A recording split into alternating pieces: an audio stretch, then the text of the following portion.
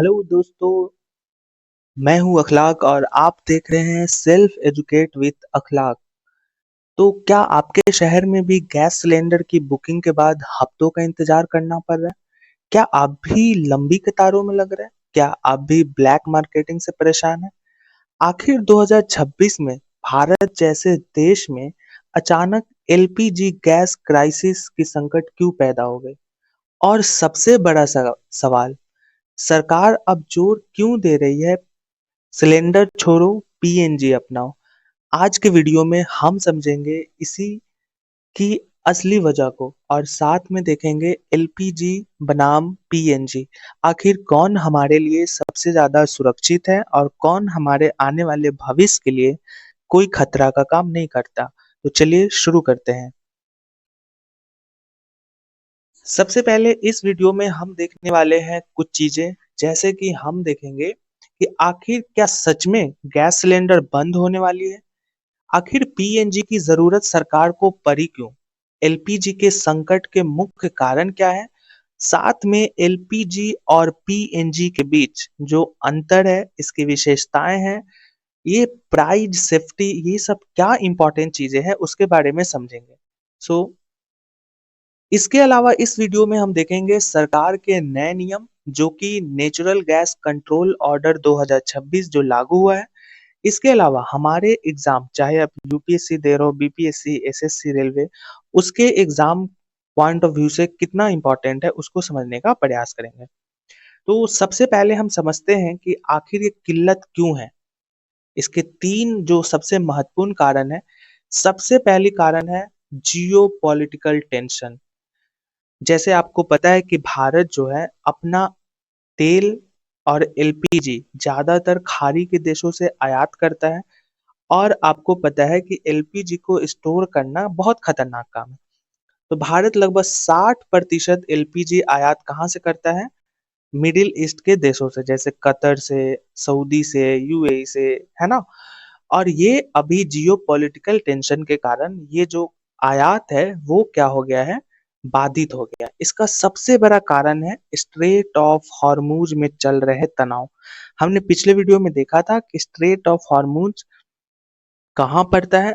अगर आपने नहीं देखा है तो पिछला वीडियो आप देखिए और इसके लोकेशन को, इससे इसके स्ट्रेटेजिक जो महत्व है उसके बारे में समझिए। दूसरा है पैनिक बुकिंग। जैसे ही लोगों के बीच में ना किल्लत की खबर आती है कि अब तो एलपीजी की शॉर्टेज हो गई है, एलपीजी महंगे हो जाएंगे, तो लोगों ने ना डर के मारे एडवांस बुकिंग शुरू कर दी।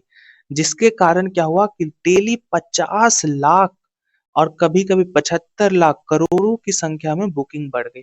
तो ये सबसे बड़ा कारण है। उसके अलावा एक और कारण है लॉजिस्टिक बॉटलनेक। जैसे पोर्ट पर ना गैस पहुंचने के बाद भी क्या हो रही है कि जो बॉटलिंग है, बॉटलिंग मतलब जिसमें भर के एलपीजी गैस आ रही है, वो ना प्लांट तक पहुंच ही नहीं पा रहे हैं, क्योंकि हॉर्मुज की रास्ते बंद है। तो पोर्ट पे तो है ही, जैसे जो शिप आ रहे हैं, शिप पे एलपीजी है, बट क्राइसिस के कारण जो एलपीजी की शिपें हैं वो वहीं पे फंस गई है। इसके कारण प्लांट तक एलपीजी नहीं पहुंच रही। अगर प्लांट तक नहीं पहुंच रहे तो आपके घर तक पहुंचने में दिक्कत आएगी।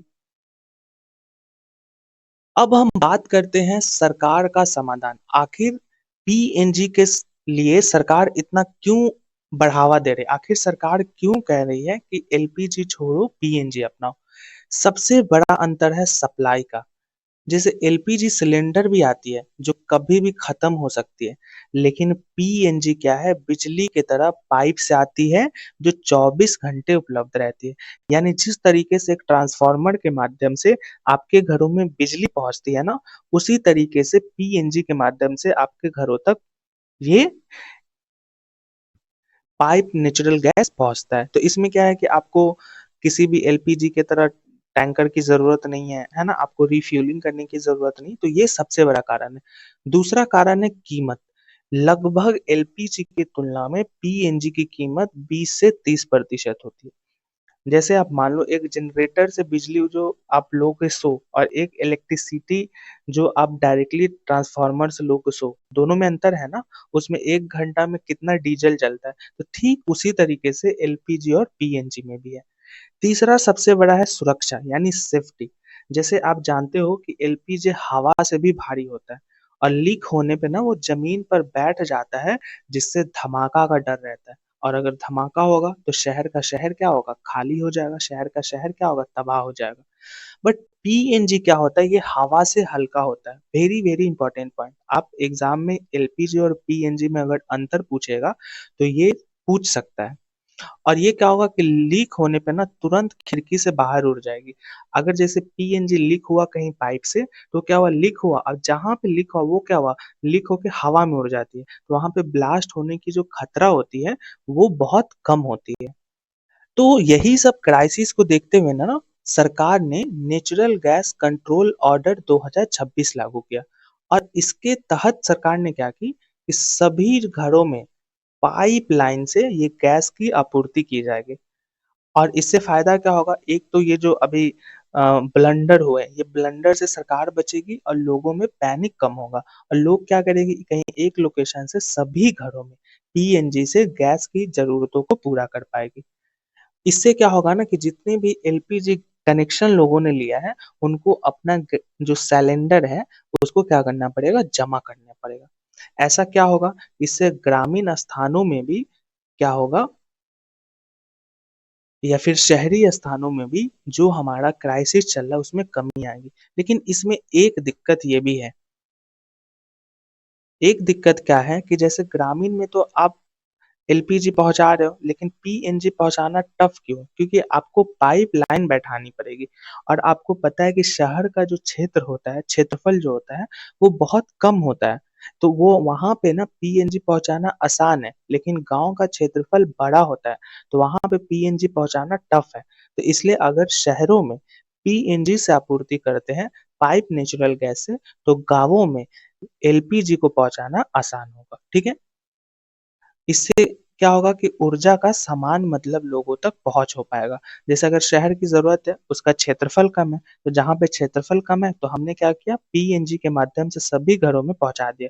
अब जो शहर की जो सिलेंडर बचेगी, उससे क्योंकि गांव में महंगा पड़ेगा पीएनजी बिठाना, तो क्या करेंगे? उस एलपीजी गैस सिलेंडर को गांवों तक पहुंचाएंगे। तो इससे क्या हुआ? शहर वालों को भी मिल गया, गांव वालों को भी मिल गया, और दोनों अपना जो एनर्जी है उसको क्या किए? प्रॉपर खपत कर पाए।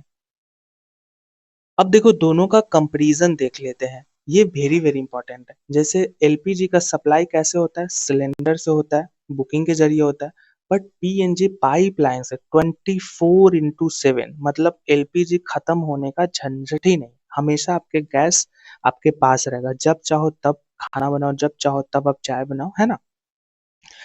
एलपीजी में क्या है कि सुरक्षा का जोखिम अधिक है। इसमें क्या होगा कि फटने के बाद ब्लास्ट करेगा और कई चीजों को तबाह कर देगा।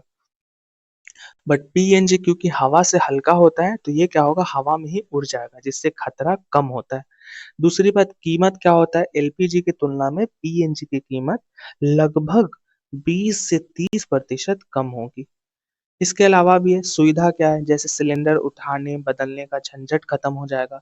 मीटर रीडिंग के अनुसार आपका बिल आएगा, जितना आप गैस यूज करोगे उतना आपको बिल देना पड़ेगा। आपको पता है कि एलपीजी उच्च दबाव होता है, लेकिन पीएनजी कम दबाव होता है, इसलिए इसमें खतरा कम होता है। अब अंत में ना आप कुछ सवालों के जवाब देखो।